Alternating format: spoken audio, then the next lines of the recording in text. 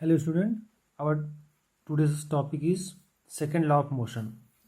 इसके पहले वीडियो में हमने मोमेंटम के बारे में पढ़ा था, which is very important physical quantity. Momentum क्या होता था? मोमेंटम जितने भी ऑब्जेक्ट मोशन में होते हैं वो अपने साथ मोमेंटम कैरी करते हैं. मोमेंटम कम होगा या ज़्यादा होगा, momentum depends on mass as well as velocity. If mass is more, then momentum will be more. If velocity is more, then momentum will be more. So momentum depends on both mass as well as velocity. And by definition, by formula, momentum P is equal to m into v. ठीक. So momentum जैसे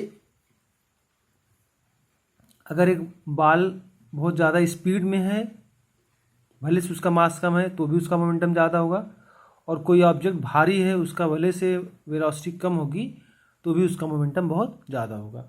एक bullet होती है, gun की bullet होती है, उसका मास बहुत कम होता है. जैसे एक साइकिल अगर जा रही है तो उसको फोर्स लगाकर रोकना बहुत आसान है. 2-3 स्टेप थोड़ा सा फोर्स लगाएंगे तो 2-3 स्टेप पीछे जाकर वो साइकिल 2-3 स्टेप आप पीछे जाएंगे तब तक वो साइकिल रुक जाएगी. ठीक है. अच्छा, उसी स्पीड में, जितनी स्पीड में साइकिल आ रही थी उसी स्पीड में अगर एक ट्रक आए तो आप इसको रोक नहीं सकते हैं. क्यों नहीं रोक सकते हैं? क्योंकि उसका मास बहुत ज़्यादा है. भले वेलोसिटी कम है लेकिन मास ज़्यादा है तो उसका मोमेंटम ज़्यादा है. अगर मोमेंटम ज़्यादा है तो आपको बहुत हैवी फोर्स लगाना पड़ेगा टू स्टॉप द ऑब्जेक्ट. इसी तरीके से यहाँ पर हैवी मास की बात हो गई. हम एक बहुत स्मॉल मास लेते हैं, बुलेट, गन की बुलेट, लेकिन उसकी स्पीड को बहुत तेज़ रख देते हैं तो भी उसको रोकना पॉसिबल नहीं है. तो क्यों नहीं पॉसिबल है रोकना उसको? फोर्स लगाकर हम क्यों उसको नहीं रोक सकते हैं? ड्यू टू मोमेंटम, क्योंकि वो अपने साथ मोमेंटम कैरी करता है. तो जितने भी मोशनल ऑब्जेक्ट होते हैं, जितने भी ऑब्जेक्ट मोशन में होते हैं, दे कैरी मोमेंटम. और मोमेंटम बहुत इंपॉर्टेंट होता है. मोमेंटम से ही फोर्स का कॉन्सेप्ट आता है. अगर मोमेंटम नहीं होता तो फोर्स का कॉन्सेप्ट नहीं आता. मोमेंटम से ही फोर्स का कॉन्सेप्ट आता है. कि सेकेंड लॉ ऑफ मोशन में, जैसे हमने फर्स्ट लॉ ऑफ मोशन पढ़ा था, वहाँ से मोशन का कॉन्सेप्ट आया था कि कोई भी ऑब्जेक्ट अगर मोशन में है तो मोशन में ही रहेगी, अगर वो रेस्ट में है तो रेस्ट में ही रहेगा, जब तक कि हम एक्सटर्नल फोर्स ना लगाएं. तो देखिए, फोर्स की बात वहाँ केवल की गई थी, लेकिन कितना फोर्स लगाना पड़ेगा, उसका मैग्नीट्यूड कितना होगा, फार्मूला क्या होगा, वो हमें सेकेंड लॉ से मिलता है. मतलब जो मैथमेटिकल कॉन्सेप्ट मिलता है वो हमें सेकेंड लॉ से. फर्स्ट लॉ में केवल फोर्स की बात कही गई है. एन ऑब्जेक्ट, तो फर्स्ट लॉ में बताया जाता है कि an object maintain its state of rest और motion unless an external force is applied. तो वहाँ पर केवल फोर्स की बात की गई है कि एक फोर्स जब तक न लगाया जाए तो ऑब्जेक्ट या तो रेस्ट में रहता है या तो मोशन में रहता है. लेकिन कितना फोर्स लगाया जाए कि उसको हम, अगर मोशन में है तो उसको रोक सकें, अगर वो रुका हुआ है तो हम उसको मोशन में ला सकें.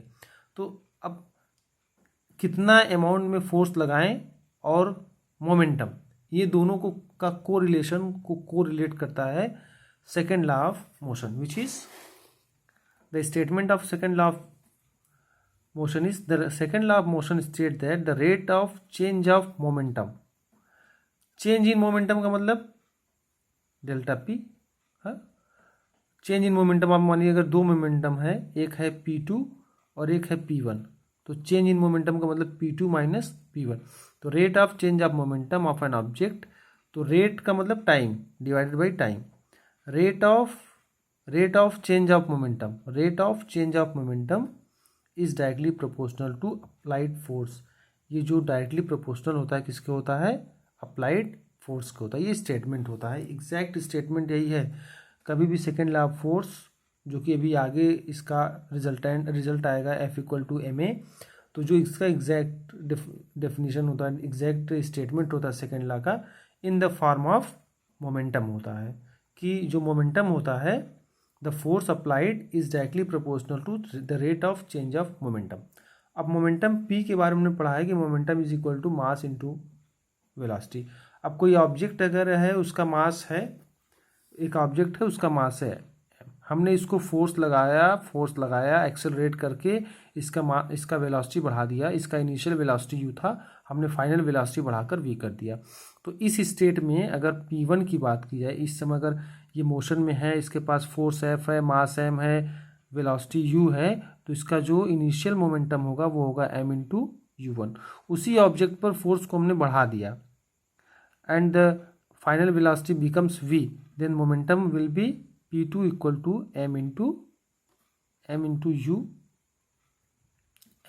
u and this is m into v. So initial momentum is p1 m into u, final momentum p2 equal to m into v. U is what? Initial velocity. V is what? Final velocity.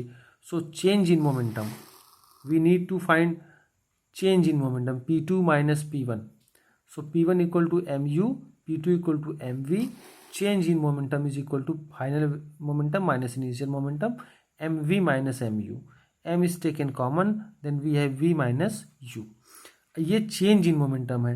अभी हमें क्या find out करना, rate of change in momentum. तो rate of change of momentum is equal to, rate का मतलब कि time से, रेट मीन्स टाइम से डिवाइड कर दिया, तो डेल्टा पी अपॉन टी, ये p2 माइनस p1 को लिख दिया हमने delta p upon t is equal to m v minus u divided by t। यहाँ पर एक और क्वांटिटी हम जानते हैं कि अगर एक मास u वेलोसिटी से रन कर रहा था और वो एक्सेलरेट होकर उसकी वेलोसिटी v हो गई, तो हम एक टर्म जानते हैं a, acceleration, final velocity minus initial velocity divided by time. तो a equal to v minus u upon t. तो यहाँ पर जो v minus u upon t था, हम इसके जगह पर a लिख सकते हैं, तो delta p upon t equal to हो जाएगा ma। Delta p upon t equal to हो जाएगा m इंटू a।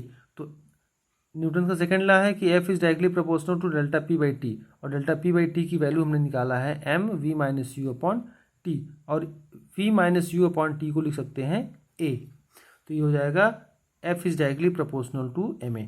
अब डायरेक्टली प्रोपोर्शनल का साइन लगाकर हम किसी भी चीज़ की वैल्यू को फाइंड आउट नहीं कर पाते हैं। डायरेक्टली प्रोपोर्शनल जब भी हमें किसी चीज़ की वैल्यू फाइंड आउट करना होता है, then we need equal sign, not proportional sign. तो हम इक्वल साइन लगाते हैं, तो उसके साथ साथ एक कांस्टेंट ऐड करते हैं। तो यहाँ पर जो कांस्टेंट है वो है k into m into a is what? Acceleration, m is mass of object. और हम k की वैल्यू जो फाइंड करके बताई गई है वो k की वैल्यू 1 बताई गई है।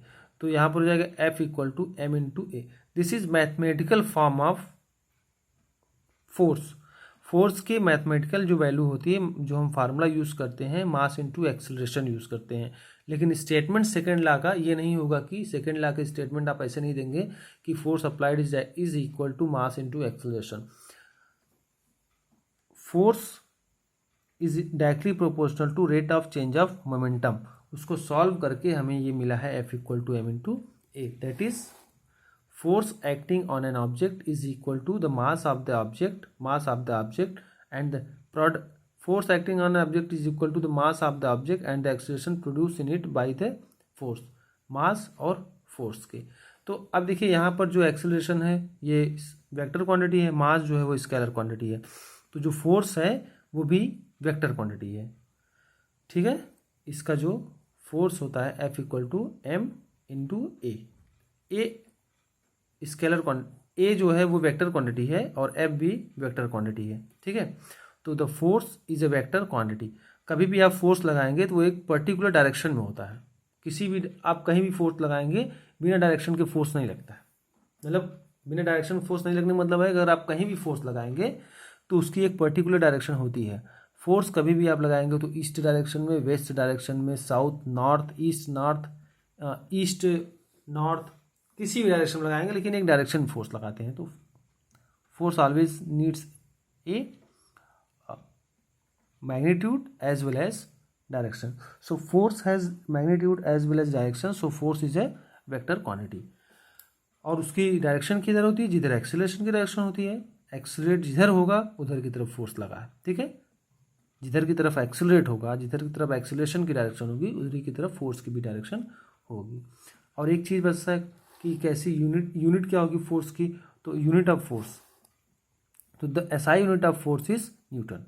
न्यूटन मीन्स देखिए यूनिट ऑफ फोर्स का मतलब unit of force F is equal to M A होता है, तो unit of M into unit of A,